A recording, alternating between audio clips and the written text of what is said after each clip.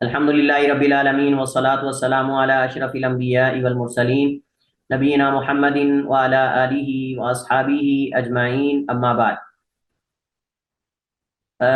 اس کے بعد ہم نے کل چند ایک مسائل جس کے اندر علم وراثت کی شروط اور اس کے اسباب اور اس کے موانع وغیرہ ہم نے کل پڑھے تھے، اور اسی طرح جو بہن بھائیوں کی وراثت کے حوالے سے جو قرآنی آیات سے اخذ شدہ مسائل اور احکام ہیں وہ ہم نے پڑھے تھے۔ آج کچھ مزید انشاءاللہ ہم مسائل وراثت کے حوالے سے پڑھتے ہیں، جس میں جو ہے وہ بہنیں بیٹیوں کے ساتھ کیا لیں گی، اور اس کے بعد جو ہے اسبا کا کیسے جو ہے وہ اس کی تقسیم ہوگی، اور اس کے ساتھ بہنیں اور بیٹیاں کیسے حصہ لیں گی، اس حوالے سے ہم انشاءاللہ پڑھتے ہیں۔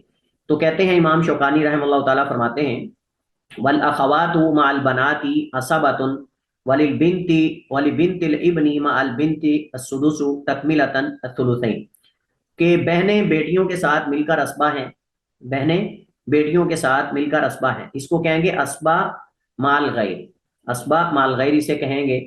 اور دو ثلث پورا کرنے کے لیے پوتی کو بیٹی کے ساتھ ملا کر چھٹا حصہ ملے گا، پوتی کو بیٹی کے ساتھ ملا کر چھٹا حصہ ملے گا۔ یعنی اگر ایک شخص فوت ہوا ہے اور اس فوت ہونے والے کی ایک بیٹی ہے اور ایک پوتی ہے، تو اس صورت کے اندر جو ہے وہ بیٹیاں دو اگر ہوں تو وہ محروم ہو جائے گی، بیٹیاں اگر دو ہوں تو پوتی محروم ہو جائے گی۔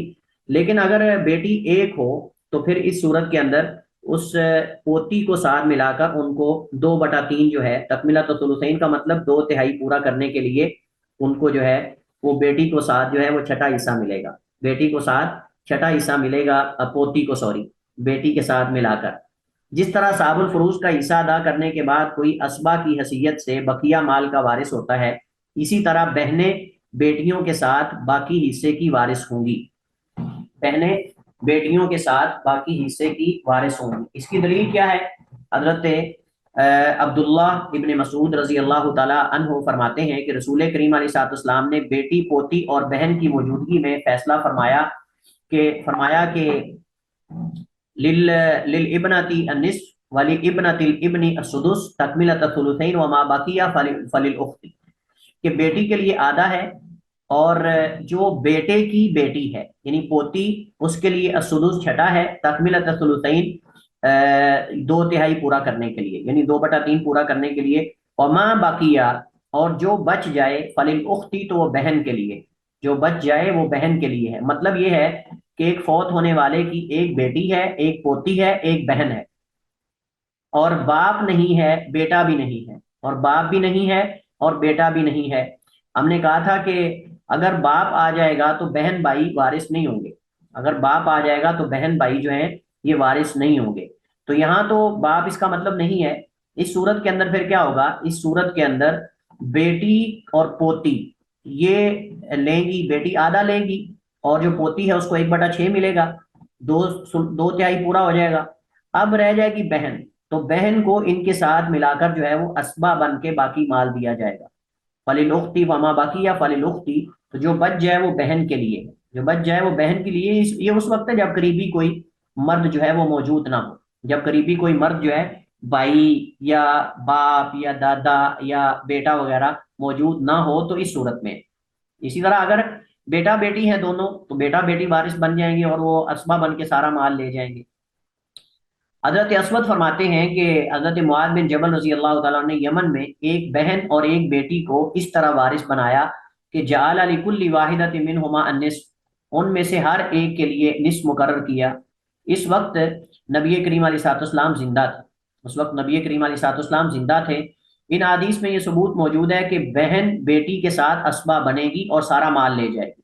اس حدیث کے اندر بھی یہی ہوا نا کہ ایک بیٹی تھی، ایک بہن تھی فوت ہونے والے کی، تو حضرت معاذ نے کیا کیا؟ حضرت معاذ رضی اللہ تعالیٰ عنہ نے بیٹی کو آدھا دے دیا، چونکہ اس کا آدھا ہی بنتا تھا، تو باقی جو مال بچا تھا، چونکہ کوئی قریبی مذکر نہیں تھا مرد، تو انہوں نے باقی جو مال ہے وہ بہن کو جو ہے وہ بطور اسبا کے دے دیا۔ گزشتہ حدیث میں ابنۃ النصف والی ابنۃ الابن سدس تکملۃ الثلثین، وہ بھی اس پہ شاہد ہے، وہ بھی اس پہ شاہد ہے۔ مطلب یہ ہے کہ کیا اس کو بولتے ہیں، اس کے اوپر یہ ہے کہ باقی بہن کو جو ہے وہ دیا جائے گا۔ وَقَضَى الْأُخْتُ لِلْأَبِ مَعَ الْأُخْتِ لِلْأَبَوَيْنِ، वलिलजद्दति अविल जद्दात यसुदुसु मा अदमिल उम। इसी तरह बाप की तरफ से बहन सगी बहन के साथ मिलकर छठा हिस्सा लेगी। बाप की तरफ से बहन सगी बहन के साथ मिलकर छठा हिस्सा लेगी, यानी अगर एक फौत होने वाला फौत हुआ तो उसके एक सगी बहन है और एक अल्लाती है, एक सगी है और एक अल्लाती है, तो इन उसके साथ मिलकर उसको छठा हिस्सा मिलेगा। बहन के साथ मिलकर छठा हिस्सा जो है वो लेगी। माँ ना होने की सूरत में दादी और नानी को छठा हिस्सा मिलेगा, यानी अगर तो माँ है तो फिर दादी और नानी ये महरूम है, लेकिन अगर माँ मौजूद नहीं है तो इस सूरत में फिर दादी और नानी जो है उन दोनों को मिलाया जाएगा, उन दोनों को मिलाया जाएगा और उनको छठा हिस्सा दिया जाएगा, क्योंकि जद्दाद के लिए छठा हिस्सा है, जद्दाद के लिए छठा हिस्सा है। और वो माँ की जगह पर लेंगी ना, साफ ज़ाहिर है इस सूरत के अंदर। जिस तरह पोती को बेटी के निस्फ के साथ छठा हिस्सा दिया जाता है, इसी पर क्यास करते हुए बाप की तरफ से बहन को सगी बहन के निस्फ के साथ छठा हिस्सा दिया जाएगा। हजरत कबीसा बिन ज़ुहैब फरमाते हैं कि एक जद्दा यानी दादी हजरत अबू बकर सिद्दीक रज़ी अल्लाह तआला के पास आई, वो जो हदीस पहले भी कई दफ़ा जिक्र की गई आपके सामने, अपनी विरासत के मुतालिक सवाल किया। तो हजरत अबू बकर सिद्दीक ने फरमाया मा लकी फी किताबिल्लाहि शैउन, आपके लिए अल्लाह की किताब में यानी मेरे इल्म के मुताबिक कोई आपके लिए कुछ नहीं। वमा अलिमतु लका फी सुन्नति रसूलिल्लाहि शैअन, और ना मेरे इल्म में रसूल करीम की सुन्नत में आपके लिए कुछ बनता है। यानी हज़रत अबू बकर सिद्दीक ने फरमाया कि मेरे इल्म में ना तो कुरान में आपके लिए कोई हिस्सा है और ना हदीस में आपके लिए कोई हिस्सा है आपके पोते की विरासत से। फर्ज ही तो तुम चली जाओ हत्ता अस्अल अन्नास, ताकि मैं लोगों से पूछता हूँ, हो सकता है कोई दलील किसी के पास हो। तो कहते हैं कि जब वो औरत चली गई तो हजरत अबू बकर सिद्दीक रजी अल्लाह ताला अन्हो ने लोगों से मशवरा किया, पूछा। तो हजरत मुगीरा बिन शोबा ने कहा कि मैं अल्लाह के नबी अलैहिस्सलाम के पास मौजूद था जब अल्लाह के नबी अलैहिस्सलाम ने दादी को छठा हिस्सा दिया है, आताहा सुदुस, छठा हिस्सा दिया है पोते की विरासत से। तो अबू बकर सिद्दीक ने फरमाया कि तुम्हारे साथ इस रिवायत को सुनने में कोई और शरीक है, यानी किसी और ने इस रिवायत को सुना हो। तो असल में हजरत अबू बकर सिद्दीक रज़ियल्लाहु ताला अन्हु को इस वजह से ताज्जुब हो रहा था कि जो लोग उनके पास मौजूद थे उस वक्त उनको तो इस रिवायत का इल्म नहीं था। तो हो सकता है कि साहबी को गलती भी लाहिक हो सकती है, यानी गलती मतलब ये है कि कोई हो सकता है वो दादी ना हो, कोई और हो, या कोई यानी साफ ज़ाहिर है कि गलती तो साहबी से भी हो सकती है। तो हजरत अबू बकर सिद्दीक ने कहा कि कोई और भी है जो गवाही के तौर पर ये बताए कि ये हदीस सही है, यानी अल्लाह के नबी साहब ने वाकई ही दादी को दिया है, यानी सिर्फ वो एहतियातन एहतियातन तसब्बुत के लिए, तहकीक के लिए सिर्फ वो ये बात कर रहे थे, वगरना सहाबाई किराम एक दूसरे से रिवायात बिला तहकीक बिला गवाह के लेते, यानी बगैर गवाही तलब किए। एक दो वाकयात ऐसे हमें मिलते हैं, बाकी अक्सर सहाबाई किराम जो है वो बगैर गवाह तलब किए एक दूसरे से हदीसें बयान करते थे, बल्कि ये भी नहीं पूछते थे कि तुमने कहाँ सुनी अल्लाह के नबी से हदीस। जब किसी साहबी ने कह दिया काला रसूलुल्लाह तो वो कहते थे समीअना व अताना। ये तो हजरत उस्मान की शहादत का जब वाकया पेश आया तो उसके बाद फिर साहबा एहतियात करने लग गए, वगरना इससे पहले हर साहबी गवाह नहीं मांगता था, बल्कि उसको उसी तरह रिवायत को जो है वो ले लिया जाता था। तो इसके बाद फिर हजरत मोहम्मद बिन मसलमा जो अंसारी हैं उन्होंने खड़े होकर गवाही दी कि मैंने भी अल्लाह के नबी इस्लाम के साथ यानी इनके साथ अल्लाह के नबी से ये हदीस जो है वो सुनी है। और फिर आपने दादी को जो है वो छठा हिस्सा दिया, आपने दादी को छठा हिस्सा दिया।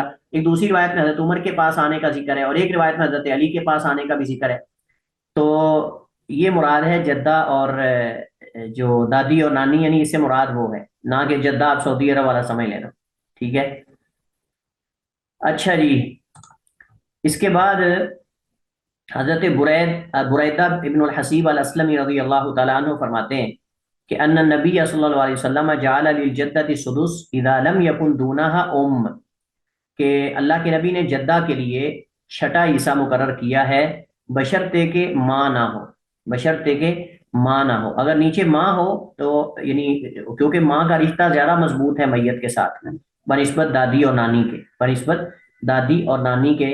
तो इस सूरत के अंदर जो है वो जद्दा जो है वो वारिस बनेगी जब माँ ना हो। हजरत उबादा बिन सामित रजी अल्लाह तआला अन्हु फरमाते हैं कि नबी करीम अलैहिस्सलाम ने जद्दातैन यानी दो दादियों की विरासत के मुतालिक दोनों के दरमियान सुदुस तकसीम करने का फैसला किया। मुराद यहाँ दादी और नानी, मुराद यहाँ दादी और नानी है,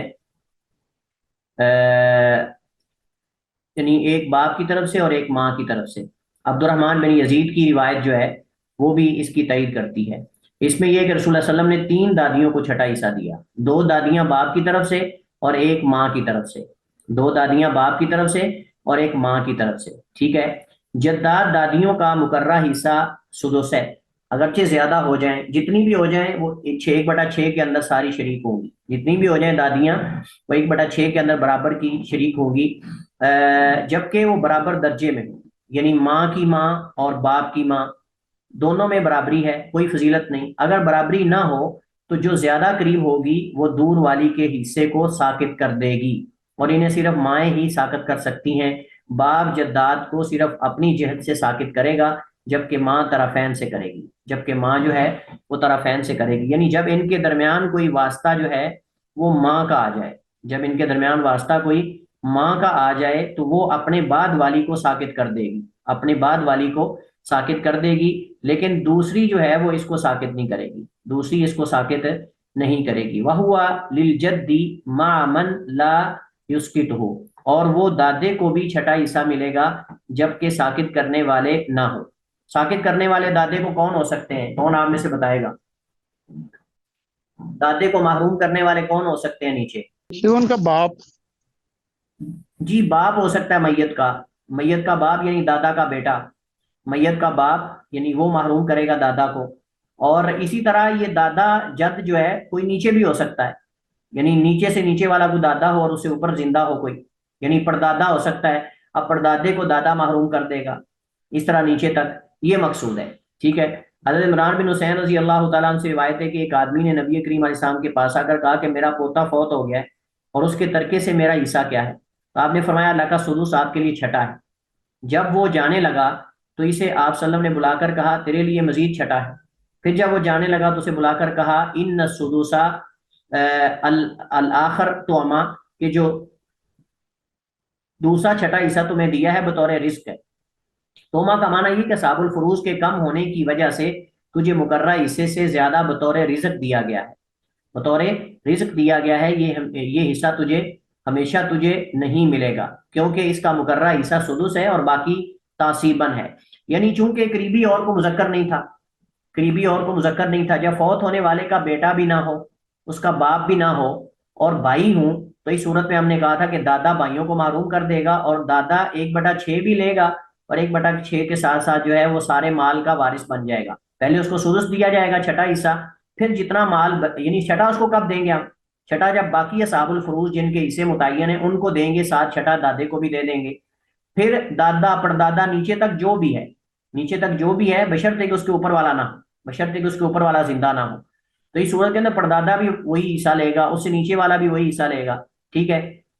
تو پہلے اس کو اصحاب الفروز کے ساتھ اس کا حصہ دیا جائے گا چھٹا، پھر جب باقی مال بچ جائے گا تو وہ اس کو اسبا سمجھ کر دے دیا جائے گا، کیونکہ قریبی مذکر یہی زندہ ہے، قریبی مذکر یہی زندہ ہے، اب بھائی تو اس کی موجودگی میں وارث نہیں بن سکتے، اس وجہ سے سارا مال جو ہے اس کو بطور اسبا کے باقی جو ہے وہ دے دیا جائے گا۔ یہ مطلب ہے توما کا، یہ مطلب ہے توما کا۔ حضرت عمر نے دریافت کیا کہ تم میں سے کس سے علم ہے کہ رسول کریم نے دادے کو کتنا حصہ وراثت میں دیا؟ تو حضرت ماقل بن یسار رضی اللہ تعالیٰ عنہ نے کہا کہ مجھے علم ہے۔ ورثہ رسول اللہ صلی اللہ علیہ وسلم سدوسا، اللہ کے نبی علیہ السلام نے دادے کو چھٹے حصے کا وارث بنایا۔ اس مسئلے میں صحابہ کرام کے درمیان اختلاف رہا ہے، جیسا کہ امام بخاری رقم تراز ہیں کہ حضرت علی اور حضرت عمر، حضرت زید بن ثابت، حضرت عبداللہ بن مسعود سے دادے کی میراث کے متعلق مختلف فیصلے مروی ہیں۔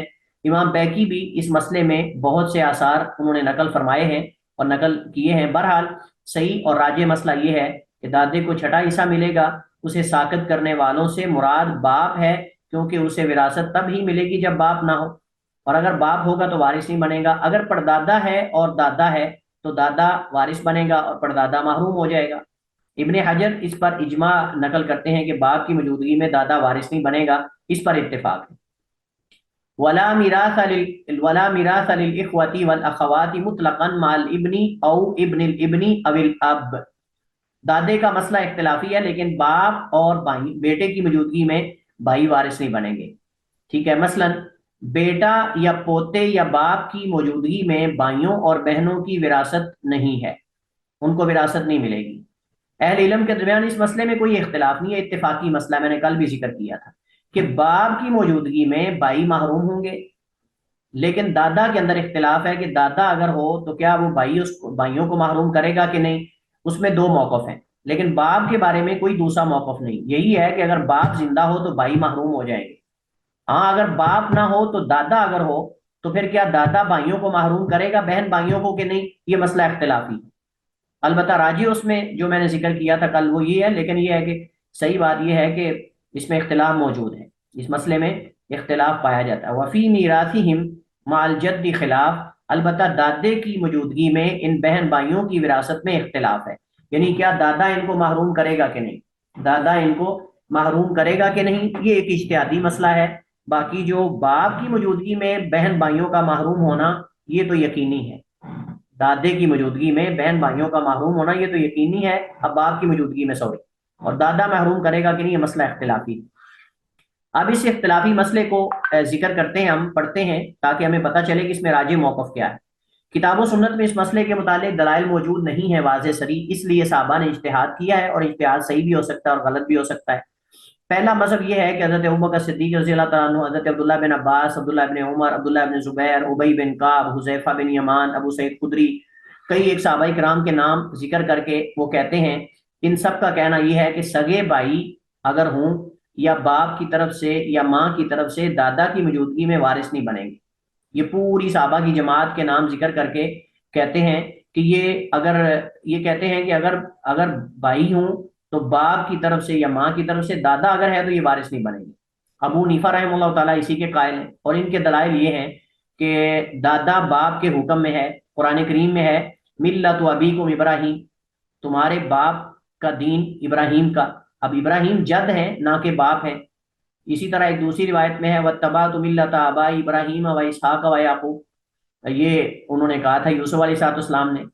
یوسف علیہ السلام نے کہا ملت آبائی، میرے باپوں کا دین، یعنی ابا و اجداد مراد ہیں. اب ابراہیم دادا ہیں، ابراہیم پردادا ہیں، اسحاق دادا ہیں، اور یعقوب باپ ہیں حضرت یوسف علیہ السلام کے، لیکن انہوں نے سب کو باپ کہا ہے.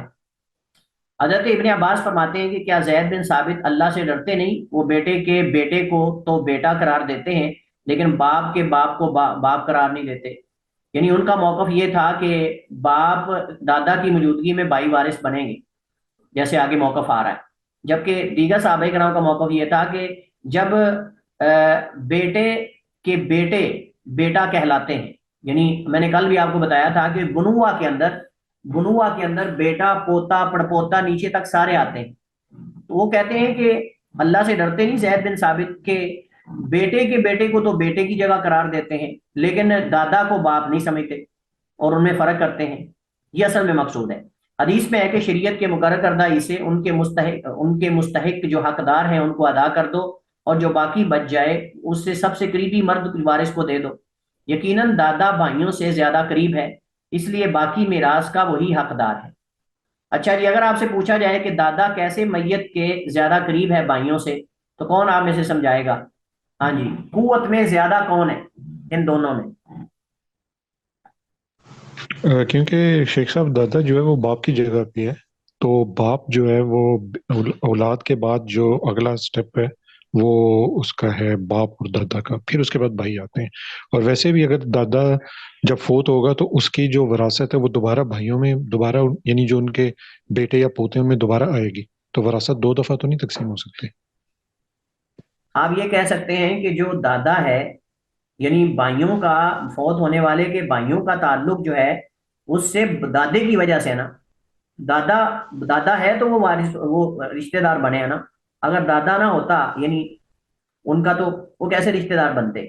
وہ جیسے حدیث کے اندر آتا ہے نا، ایک صحابی نے کہا کہ ایک بندہ آیا اللہ کے نبی علیہ السلام کے پاس، اس نے کہا اللہ کے رسول میرے والد میرے مال میں سے کچھ زبردستی لے لیتے ہیں، میرے والد محتاج ہیں اور میرے مال میں سے زبردستی لے لیتے ہیں، تو کیا ان کو دے دوں؟ تو اللہ کے نبی علیہ السلام نے فرمایا انت و مالو کا لیابیک، انت و مالو کا لیابیک، تم اور تمہارا مال تمہارے باپ کے ہیں، تم اور تمہارا مال تمہارے باپ کے ہیں. بہرحال تو یہ ان کا موقف ہے. دوسرا مذہب اب ہم پڑھتے ہیں اور ان کے دلائل پڑھتے ہیں. حضرت علی، حضرت عبداللہ ابن مسعود، حضرت زید بن ثابت، جمہور شافیہ اور مالکیہ اور حنابلہ، ان سب کے نزدیک دادا کی موجودگی میں بھائی وارث بنیں گے اور وراثت ان دونوں کے درمیان تقسیم کر دی جائے گی. ان کے دلائل یہ ہیں، کہتے ہیں سگے بھائیوں اور باپ کی طرف سے بھائیوں کی وراثت قرآن سے ثابت ہے، اسے نص یا اجماع کے سوا کوئی چیز نہیں روک سکتی، اور دونوں نص یا اجماع میں سے ایک بھی موجود نہیں اور ان دونوں نص یا اجماع میں سے ایک بھی موجود نہیں۔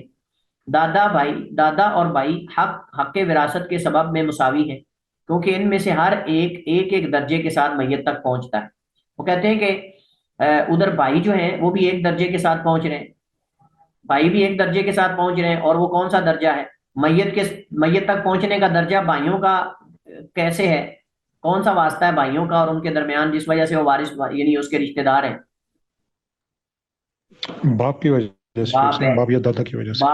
باپ ہے تو اب باپ ایک واسطہ ہے ان کے بھائی تک پہنچنے کا، باپ کی وجہ سے وہ بھائی کے رشتہ دار ہوئے نا۔ تو ادھر دادا فوت ہونے والے کا دادا ہے اور ان کا بھی دادا ہے، تو اس کے درمیان کتنے واسطے ہیں؟ اس کے درمیان بھی ایک ہے، وہ بھی میت تک ایک واسطے سے پہنچ رہا ہے باپ کے، اور یعنی اپنے بیٹے کے، وہ اپنے بیٹے کے واسطے سے اپنے پوتے تک پہنچ رہا ہے، اور یہ اپنے بھائی تک اپنے باپ کے واسطے سے پہنچ رہے ہیں۔ کہتے ہیں کہ دونوں کے درمیان واسطہ ایک ایک ہی ہے، یا تو ایک میں درجہ زیادہ اور ایک میں کم ہو تو پھر ہے، جب وہ برابر ہیں تو پھر جو ہے وہ یہی ہوگا۔ تو کہتے ہیں کہ حافظ ابن حجر رحمہ اللہ تعالیٰ امام بخاری کے اس قول ولم يذكر احد خالف ابا بکر فی زمانی و صحاب النبی صلی اللہ علیہ وسلم آگے متوافرون، اور یہ ذکر نہیں کیا گیا کہ کسی نے ابوبکر صدیق کے زمانے میں ان کی مخالفت کی ہو، حالانکہ نبی کریم کے صحابہ وافر مقدار میں یعنی بکثرت موجود تھے۔ تو اس پر وہ فرماتے ہیں حافظ ابن حجر کہ گویا امام بخاری اس بات کے ذریعے حضرت ابوبکر صدیق کے موقعوں کو مضبوط قرار کرنا چاہتے ہیں یا مضبوط قرار دینا چاہتے ہیں، اور اجماع سقوطی حجت ہوتا ہے جو اس میں حاصل ہو رہا ہے۔ آپ نے اجماع کی دو قسمیں پڑھی ہیں نا، اجماع صریح ہوتا ہے اور اجماع سقوطی ہوتا ہے۔ اجماع صریح کے اندر ہر ایک صراحت کر دے اپنے موقف کی اور اس کی تائید کر دے، اور سقوطی کے اندر یہ ہوتا ہے کہ کچھ اظہار کر دیں اور کچھ جو ہے وہ اس کی مخالفت نہ کریں، کچھ اس کی مخالفت نہ کریں۔ تو اس صورت کے اندر جو ہے وہ اجماع جو ہے وہ یہ اجماع صریح جو ہے وہ اس شمار ہوگا۔ ٹھیک ہے جی، تو پھر راجے کون سا موقف ہوا؟ ابوبکر صدیق رضی اللہ تعالیٰ کا موقف پہلا ہے، ابوبکر صدیق رضی اللہ تعالیٰ کا موقف پہلا ہے، لہٰذا پہلا موقف راجے ہے۔ اور وہ کیا موقف ہے؟ کہ بھائیوں کو دادے کی موجودگی میں محروم کیا جائے گا اور دادے کو ہی وارث بنایا جائے گا۔ اچھا جی، اس کے بعد دوسرا مسئلہ ہے وَيَرِثُونَ مَا الْبَنَاتِ إِلَّا الْإِخْوَةَ لِلْأُمِّ، اور بیٹیوں کی موجودگی میں ماں کی طرف سے بھائیوں کے علاوہ دوسرے بھائی وارث ہوں گے، دوسرے بھائی وارث ہوں گے یعنی ان کو بھی وارث بنایا جائے گا۔ اس کی انہوں نے روایت ذکر کی ہے جو آپ یہاں پڑھیں گے اس مسئلے کے اندر، تفصیلی روایت انشاءاللہ اس کو آپ پڑھ لیں گے۔ ہم آگے چلتے ہیں۔ وَيَسْقُطُ الْأَخُ لِلْأَبِ مَعَ الْأَخِ لِلْأَبَوَيْنِ، کہ جو باپ کی طرف سے بھائی ہوتا ہے اللاتی، وہ سگے بہن بھائیوں سگے بھائی کی موجودگی میں وارث نہیں ہوگا، وہ محروم ہو جائے گا۔ یعنی اگر سگا بھائی موجود ہے تو اس کی موجودگی میں جو اللاتی بھائی ہے وہ محروم ہو جائے گا، لیکن اخیافی نہیں ہوگا، لیکن اخیافی جو ہے وہ نہیں ہوگا، اللاتی ہو جائے گا جو باپ کی طرف سے، چونکہ اس کے اور اس کے درمیان جو ہے وہ اس کا تعلق کمزور ہے میت سے بنسبت سگے بہن بھائیوں کے۔ ٹھیک ہے، حضرت علی فرماتے ہیں کہ تم یہ آیت پڑھتے ہو من بعد وصیۃ یوصی بہا او دین، رسول کریم علیہ الصلوۃ والسلام نے قرض کو وصیت سے پہلے ادا کرنے کا فیصلہ فرمایا ہے، اور آپ صلی اللہ علیہ وسلم نے فرمایا کہ وَإِنَّ أَعْيَانَ بَنِي الْأُمِّ يَتَوَارَثُونَ دُونَ بَنِي الْعَلَّاتِ الرَّجُلُ يَرِثُ أَخَاهُ لِأَبِيهِ وَأُمِّهِ دُونَ أَخِيهِ لِأَبِيهِ، حقیقی بھائی وارث ہوتے ہیں، ستیلے بھائی نہیں۔ آدمی اپنے سگے بھائی کا وارث ہوتا ہے، نہ کہ ستیلے بھائی کا۔ شوکانی اس مسئلے کے متعلق فرماتے ہیں کہ اس مسئلے کے متعلق کوئی اختلاف میرے علم میں نہیں۔ صدیق حسن خان اس پر اجماع نقل کر چکے ہیں، اور وہ کہتے ہیں اس پر اجماع ہو چکا ہے کہ سگا جو آپ سمجھ لیں کہ بھائی ہے ماں باپ کی طرف سے، وہ اللاتی کو گرا دے گا، وہ اللاتی کو گرا دے گا یعنی اسے محروم کر دے گا۔ وَأُولُو الْأَرْحَامِ يَتَوَارَثُونَ وَهُمْ أَقْدَمُ مِنْ بَيْتِ الْمَالِ۔ اچھا، یہاں اصل میں ایک اختلاف کی طرف اشارہ کر رہے ہیں کہ اگر اصحاب الفروض نہ ہوں، اگر اصحاب الفروض نہ ہوں، اسباب بھی نہ ہوں، یعنی جو وارث بنتے ہیں اصحاب الفروض اور اسبا کوئی بھی نہ ہوں، قریبی مذکر نہ ہوں، صرف رشتہ دار ہوں دور کے، جن کو آپ یعنی اولو الارحام کہہ سکتے ہیں، تو کیا مال پھر اولو الارحام میں دیا جائے گا یا بیت المال میں جمع کروایا جائے گا؟ اصل میں یہ مسئلہ ہے، یعنی رشتہ دار ہیں لیکن قریبی نہیں ہیں۔ قریبی کا مطلب جو وارث بنتے ہیں، جن کو اللہ نے قرآن میں ذکر کیا ہے، یعنی نہ بیٹا ہے، نہ بیٹی ہے، نہ بہن بھائی ہیں، نہ چچا ہے، جو ہم نے جہاد ذکر کی ان میں کوئی بھی نہیں، نہ بنوا ہے، نہ اخوا ہے، نہ ابوا ہے، اور نہ عموما ہے، کوئی بھی نہیں ہے۔ تو اس صورت کے اندر مثلا آگے کے رشتہ دار ہیں، آگے کے رشتہ دار میں مثلا کیا آ سکتا ہے، اس کے اندر جو ہے وہ ماموں آ سکتے ہیں، اس کے اندر جو ہے وہ ماموں کے علاوہ جو ہے وہ ماموں کے بیٹے آ سکتے ہیں، یا ادھر مطلب کہ دادی کا جو بھائی ہے وہ آ سکتا ہے، نانی کے جو آگے مطلب وہ آ سکتے ہیں۔ یہ سارے ایسے کہ جن کو قرآن و حدیث کے اندر ورثاء میں شمار نہیں کیا جاتا، ورثاء میں اصحاب الفروض یا عصبات میں شمار نہیں کیا جاتا۔ اب کیا مال وہ ان کو دیا جائے گا یا مال بیت المال میں جمع کروایا جائے گا؟ یہ مسئلے کے پیش نظر امام شوکانی کا موقف یہ ہے کہ جو اولو الارحام ہیں، قریبی رشتہ دار ہیں، ان کو مال دیا جائے گا، نہ کہ بیت المال کے اندر وہ زیادہ حقدار ہیں۔ رشتہ دار بیت المال سے زیادہ حقدار ہیں، اس لیے وہ وارث ہوں گے، یعنی مال ان کو دیا جائے گا۔ لفظ ارحام رحم کی جمع ہے، لغوی اعتبار سے یہ لفظ قرابت پر بولا جاتا ہے۔ اصطلاحی اعتبار سے ذو رحم سے مراد ایسا قریبی رشتہ دار ہیں یا ایسا رشتہ ہے جس کا نہ تو کوئی حصہ مقرر ہو، ایسے رشتہ دار جن کا نہ حصہ مقرر ہو اور نہ وہ اسبہ بنتے ہیں۔ یعنی اولو الارحام ایک ایسی اصطلاح ہے جس سے مراد وہ رشتہ دار ہیں فوت ہونے والے کے جو نہ تو اصحاب الفروض میں آتے ہوں اور نہ ہی عصبات میں آتے ہیں، یعنی نہ اسبہ بن کے وارث بن رہے ہوں، نہ اصحاب الفروض بن کے، بلکہ ان کے علاوہ جن کی وراثت ذکر نہ کی گئی ہو۔ اللہ تعالیٰ قرآن کریم میں فرماتا ہے وَأُولُو الْأَرْحَامِ بَعْضُهُمْ أَوْلَىٰ بِبَعْضٍ، کہ قریبی رشتہ دار ایک دوسرے کے زیادہ حقدار ہیں۔ ثابت ہوا کہ اگر میت کے اصحاب الفروض اور اسبہ رشتہ دار نہ ہوں اور اولو الارحام ہوں تو اس کے وارث ہوں گے، یہ مال ان کو دیا جائے گا۔ اور ایک آیت میں اس طرح بھی ہے للرجال نصیب مما ترک الوالدان والاقربون وللنساء نصیب مما ترک الوالدان والاقربون، کہ مردوں کے لیے حصہ ہے اس میں سے جو چھوڑا والدین نے یا قریبی رشتہ داروں نے، وللنساء اور عورتوں کے لیے نصیب و حصہ ہے مما ترک الوالدان والاقربون جو والدان یعنی والدین اور اقربون وغیرہ نے چھوڑا۔ حضرت مقدام بن مادی کرب سے روایت ہے کہ رسول اللہ صلی اللہ علیہ وسلم نے فرمایا من ترک مالا فلی ورثتی، جس کسی نے مال چھوڑا اس کے ورثاء کے لیے ہے، وانا وارث اور میں وارث ہوں، من لا وارث لہ جس کا کوئی وارث نہ ہو، عاقل عنہ وارثہ والخال وارث من لا وارث لہ یعقل عنہ ویرثہ، میں اس کی طرف سے دیت دوں گا، میں اس کی طرف سے یعنی کہ دیت دوں گا، اور اسی طرح جو ہے اور اس کا وارث بھی بنوں گا جس کا کوئی وارث نہ ہو، والخال اور ماموں، والخال اور ماموں وارث وارث ہے، من لا وارث لہ جس کا کوئی وارث نہ ہو، یعقل عنہ ویرثہ اس کی طرف سے دیت دے گا اور اس کا وارث بنے گا۔ اس سے پتہ چلتا ہے کہ ماموں کو اللہ کے نبی علیہ الصلوۃ والسلام نے اولو الارحام کے ضمن میں وارث بنایا ہے، اولو الارحام کے ضمن میں وارث بنایا ہے، اور یہ روایت حسن درجے کی ہے۔ بعض علماء نے اسے ضعیف کہا ہے، بعض علماء کہتے ہیں کہ حسن ہے۔ روال غلیل کے اندر مسند احمد، سنن ابی داود اور سنن ابن ماجہ، مسند ابی داؤد طیالسی وغیرہ اور دیگر کتب حدیث کے اندر یہ روایت موجود ہے، اگرچہ اس کی صحت کے اندر علماء کی دو آراء ہیں، بعض ضعیف کہتے ہیں، بعض کہتے ہیں حسن درجے تک یہ روایت پہنچ جاتی ہے۔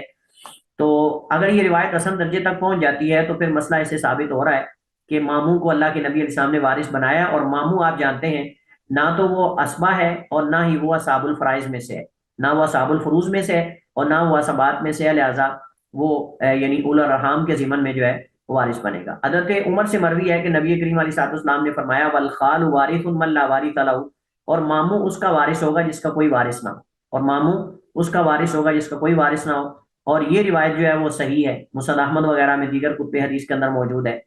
ایک روایت میں یہ لفظ ہے ابن اخت القومی من انفسہم، قوم کی بہن کا بیٹا، قوم کی بہن کا بیٹا ان میں سے ہی ہوتا ہے، یعنی مراد بانجا، مراد جو ہے وہ بانجا ہے، یعنی جو بہن کا بیٹا ہوتا ہے۔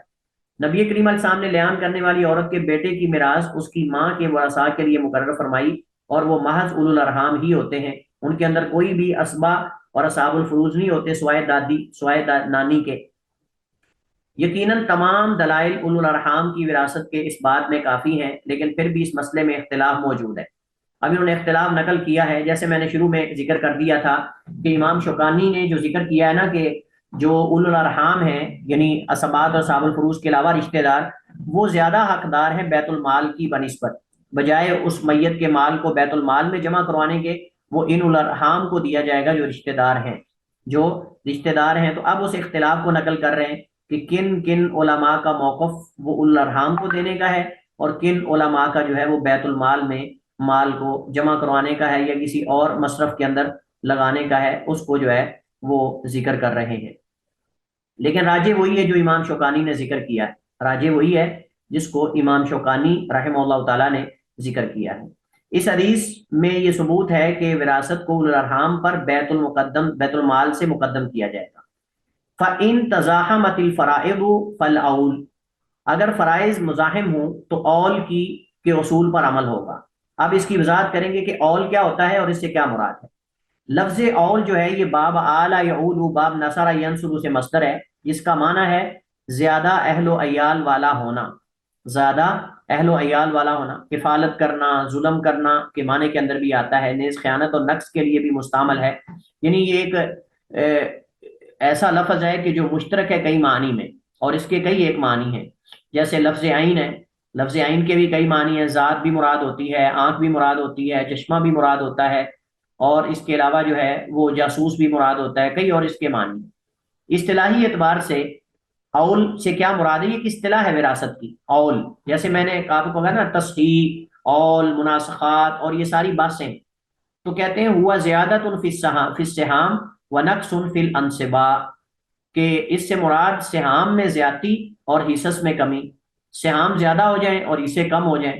یہ اصل میں اول کی مثال ایسے ہی ہے جیسے مفلس اور قرض خواہ، مفلس اور قرض خواہ ہوں، یعنی ہر ایک قرض خواہ کو مفلس کے پاس موجود باقی رقم کی نسبت دے دیا جاتا ہے انہیں اپنے۔ اب اس میں دیکھیں ہم نے پیچھے پڑھا تھا کہ اگر ایک بندہ جو ہے وہ مفلس ہو جائے اور قرض لینے والے زیادہ ہوں، مال تھوڑا ہو، تو کیا کیا جائے گا؟ آپ کو یاد ہے ہم نے کیا وہاں پڑھا تھا؟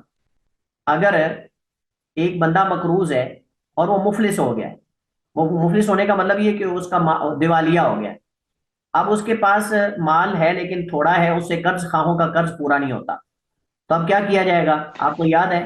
سب سب کے شیخ صاحب جو قرض ہیں وہ کم کر دیے جائیں گے اس حساب سے۔ ہاں، جتنا جس کا قرض زیادہ ہے اتنے حصے اس کو زیادہ ملیں گے، ٹوٹل اس کے حصے بنا لیے جائیں گے، جس کا جتنا قرض زیادہ ہوگا اس پر، اس کو اتنے حصے زیادہ مل جائیں گے۔ بالکل سیم اسی طرح اس میں ہوتا ہے۔ اصحاب الفروض جو ہیں ان کے سہام زیادہ ہیں، حصے یعنی ان کی سہام زیادہ ہیں، اور جو حصص ان کے اس میں کمی آ گئی ہے، تو اس صورت کے اندر پھر کیا ہے، اس میں سب کے حصوں میں کم کر کے ان کو پورے کیے جائیں گے، جن کے پورے نہیں ہو رہے، جن کے پورے نہیں ہو رہے ان کے پورے کیے جائیں گے۔ اس کا مطلب یہ کہ جب ان کے پورے کھینچ کھانچ کے کریں گے تو جن کو پہلے ملا تھا ان میں کمی واقع ہوگی، جن کو پہلے ملا تھا ان کے حصوں میں پھر کمی واقع ہوگی۔ اول کے تین اصول ہیں، اول کے تین اصول ہیں، یعنی جن سے مسئلہ بنتا ہے، ایک 6، دوسرا 12 اور تیسرا جو ہے وہ 24۔ ان تینوں میں سے کسی ایک پر مسئلہ جائے گا۔ مثلا میت نے شوہر اور 2 سگی بہنیں پیچھے چھوڑی، تو ان میں اصل مسئلہ 6 ہوگا، ان میں اصل مسئلہ 6 ہوگا، ٹھیک ہے، اور شوہر کے لیے نصف 3 اور 2 سگی بہنوں کے لیے 2 ثلث حصہ ہے، تو مجموعی سہام 7 ہوگا، اور یہی اصل میں آئل مسئلے کا اصل ہے، یہی اصل میں آئل مسئلے کا اصل ہے۔ یعنی آپ کیسے کریں گے؟ آپ دیکھیں مسئلہ 6 پہ جائے گا نا، اب اگر ہم بناتے ہیں سگی بہنیں 2/3 ہیں، اور شوہر کو کتنا ملے گا جی؟ ہاں ہاف ملے گا شیخ صاحب اگر اولاد نہیں ہے تو۔ ہاں، اولاد نہیں ہے تو ہاف ملے گا، ٹھیک ہے۔ تو اب ہم اس کو جب ضرب دیں گے اس کے ساتھ تو 3 دونی 6، 6 پہ مسئلہ جائے گا نا، تو 6 پہ اگر ہم اس کو تقسیم کریں گے تو جتنے حصے ٹوٹل بنیں گے ہم اس کو اتنے حصے مال کر لیں گے، اتنے حصے کا مال پہلے 6 کا بن رہا تھا، ہم اس کو جب اول کریں گے تو مسئلہ مجموعی سہام ملا کر جو ہے وہ 6 سے ہوگا، ٹھیک ہے نا؟ آپ سمجھ رہے ہیں نا صورت مسئلہ اس کی کیسے ہوگی؟ یعنی آپ جب ان کو 2/3 کریں گے 6 میں سے، 6 کو 2/3 نکالیں کتنا بنتا ہے؟ 4 شیخ صاحب۔ 4 بنتا ہے نا۔ اچھا، اب 6 میں سے 4 نکال لیے، باقی کتنے رہ گئے؟ 2۔ 2 رہ گئے نا۔ جبکہ شوہر کو کتنا ملنا تھا؟ 6 میں سے آدھا کتنا بنتا ہے؟ 3، 3۔ 3 تو یہ تو ہو گئے 7، جبکہ حصے ان کے بن رہے ہیں 6، تو ہم کہیں گے نہیں، اب ہم ایسا نہیں کرتے، اب ہم 6 کی بجائے 7 حصے بنائیں گے۔ جب 7 بنائیں گے تو مال ہر ایک کے حصے میں کم آئے گا کہ زیادہ آئے گا؟ کم آئے گا سر۔ کم آئے کم گا۔ آئے گا۔ جتنے حصے بڑھتے جائیں گے مال کم ہوتا چلا جائے گا، بالکل ویسے جیسے انہوں نے بڑی اچھی مثال دی، جیسے ہم نے قرض خواہوں کا مسئلہ پڑھا تھا کہ جب مقروض آدمی دیوالیہ ہو جائے اور اس کے پاس مال کم رہ جائے تو اس صورت کے اندر کیا کیا جائے گا، جتنے قرض خواہ ہیں قرضہ لینے والے، ان پر وہ مال ان کے قرضے کے مطابق تقسیم کر دیا جائے گا۔ اب ان میں جس کا قرض تھوڑا ہے وہ زیادہ نقصان اس کو اٹھانا پڑے گا، جس کا زیادہ ہے اس کو چلے وہ اس کے بارے میں زیادہ مال مل جائے گا اس کے حصے میں۔ تو اب مسئلہ اصل تو بن رہا تھا 6 سے، لیکن 6 کے اعتبار سے ان میں سے ہر ایک کو اس کا حصہ جو ہے وہ ٹوٹل 7 بنتے ہیں اس طرح، اور مسئلہ 6 پہ جا رہا ہے۔ لہٰذا ہم کہیں گے کہ نہیں، اب ہم اس کو آل کر کے 7 حصے بنائیں گے، اور 7 حصے میں پھر صاف ظاہر ہے کہ ہر ایک کے حصے میں کمی واقع ہوگی، وہ 6 حصوں سے ہم جب کمی کریں گے تو وہ 7 بن جائیں گے۔ اس طرح پھر کیا ہے، اس طرح ان کا جو مال ہے اس میں کمی ہوگی لیکن حصے جو ہے وہ بڑھا کے ہم 7 کر دیں گے۔ تو یہ اصل میں آل ہے، یعنی 6 پر بنانے کا۔ اگر 6 پہ ہو تو پھر کیسے بنانا ہے، ٹھیک ہے۔ 12 اور باقی جو ہیں وہ بھی تقریباً اسی طرح ہی بنیں گے۔ سب سے پہلے یہ مسئلہ حضرت عمر کے دور میں پیش آیا، مشورہ کرنے پر حضرت زید بن ثابت نے آل کا مشورہ دیا، حضرت عمر نے اسی کے مطابق جو ہے وہ فیصلہ کر دیا۔ ولا يرثه ولد الملاعنة والزانیة الا من امه وقرابتها والعكس، لعان کرنے والی اور زانیہ عورت کا بیٹا صرف اپنی ماں اور اس کے رشتہ داروں کا وارث ہوگا، اسی طرح اس کی ماں بھی اس کی وارث ہوگی، لیکن زانی کا باپ، یعنی جو اصل میں باپ اس کا نہیں ہے کیونکہ نسب صرف نکاح سے ثابت ہوتا ہے، یا شبہ نکاح سے یا پھر نکاح سے، اس کے علاوہ زنا سے اور لعان سے پھر نسبت بچے کی باپ کی طرف نہیں ہوگی۔ مثلا ایک عورت نے جو ہے اس پر شوہر نے الزام لگا دیا کہ یہ حمل میرا نہیں، یہ بچہ میرا نہیں، اب ان کا لعان ہوگا، لعان کی صورت میں دونوں ایک دوسرے سے جدا کر دیے جائیں گے، علیحدہ کر دیے جائیں گے۔ اب وہ بچہ چونکہ وہ اس نے نفی کرنے کے لیے لعان کیا ہے، تو اب اگر پھر وہ اس کی وراثت کا حصے دار بنے گا یا اس کا وارث بنے گا تو اس صورت کے اندر تو پھر لعان کا فائدہ نہ ہوا۔ لہذا وہ کہتے ہیں کہ صورت کے اندر وہ جس بندے سے اس عورت نے لعان کیا ہے وہ بچہ اس کا وارث نہیں بن سکتا، اس بندے کا، وہ اس کا باپ حقیقی بھی ہو یا نہ ہو، جیسے بھی ہو، کیونکہ لعان اس نے کیا اس وجہ سے کہ وہ نفی کر رہا ہے کہ میرا بیٹا نہیں ہے، ٹھیک ہے۔ اسی طرح زانیہ عورت، اس زنا کے نتیجے میں جو بچہ پیدا ہوا ہے وہ بچہ اس زنا کرنے والے کا وارث نہیں بن سکتا، اپنی ماں کا بن سکتا ہے کیونکہ ماں کا نسب تو اس سے یقینی ہے، لیکن باپ کا نسب اصل میں مشکوک ہے کہ وہ اس سے ہے یا کسی اور سے ہے، اور ویسے بھی نکاح سے ہی نسب ثابت ہوتا ہے، باپ کی طرف اس کے بغیر ثابت نہیں ہوتا، کیونکہ ماں کے ساتھ تو حقیقی نسب ثابت ہو رہا ہے کیونکہ ماں تو اس کی یقینی ہے، لیکن باپ کیا وہ باپ کے نطفے سے ہے، اس سے آدمی سے یا کسی اور سے ہے، تو یہ اصل میں اس وجہ سے نسب آگے نہیں چل سکے گا۔ نسب آگے جو ہے کیونکہ اس کے ساتھ رحم کا نسب ہے، اس کے ساتھ نطفے کا نسب ہے، تو وہ نطفے سے ثابت نہیں ہوگا اس طرح، جبکہ رحم سے جو ہے وہ ثابت ہو جاتا ہے اس انداز سے۔ چلیے جی، اسی پر ہم اکتفا کرتے ہیں۔ واللہ تعالی اعلم واحکم، وصلی اللہ وسلم علی نبینا محمد وعلی آلہ وصحبہ وسلم۔